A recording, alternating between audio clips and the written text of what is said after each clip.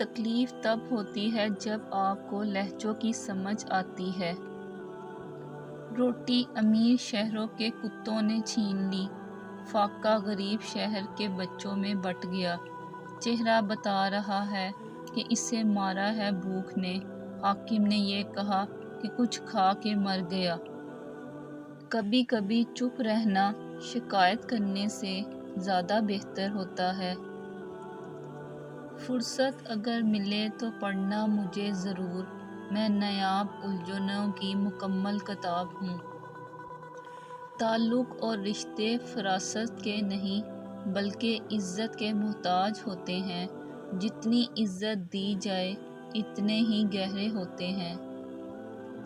نامحرم کبھی مخلص نہیں ہوتا، اور جو مخلص ہو وہ نامحرم رہنے نہیں دیتا، محرم بناتا ہے، ہر حال میں، ہر قیمت پہ۔ اچھی گفتگو اچھے ہون کی پہچان کرواتی ہے۔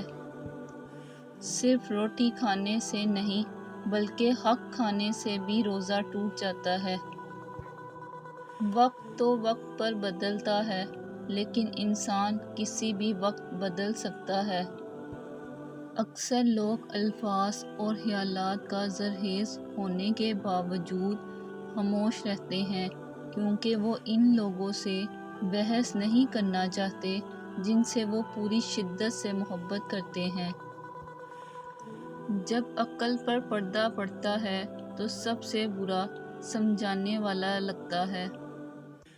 تکبر انسان کو رسوا کر کے چھوڑتا ہے، چاہے وہ دولت کا ہو، طاقت کا ہو، رتبے کا ہو، حیثیت کا ہو، حسن کا ہو، علم کا ہو، حسب و نفس کا ہو، حتیٰ کہ تقویٰ کا ہی کیوں نہ ہو۔ دریا نے نہر سے پوچھا، تجھے سمندر نہیں بننا؟ نہر نے پیار سے کہا، بڑا بن کر کھارا ہو جانے سے بہتر ہے چھوٹا رہ کر میٹھا رہا جائے۔ ہمیشہ ان لوگوں کا چناؤ کریں جن کو عزت دینے پر وہ خود سے بڑھ کر آپ کو عزت دیں، اور یہی بہترین لوگوں کی نشانی ہے۔ تنہائی ایک طاقت ہے جسے بہت کم لوگ سنبھال پاتے ہیں۔ دولت اور کردار میں سے کسی ایک کے ساتھ چلنا پڑ جائے تو کردار کے ساتھ چلنا، کیونکہ کردار ہمیشہ آگے چلتا ہے اور دولت اس کے پیچھے۔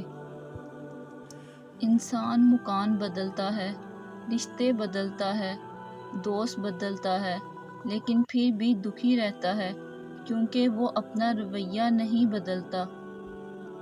امید کبھی نہ چھوڑنا، کل کا دن آج سے بہتر ہوگا انشاءاللہ۔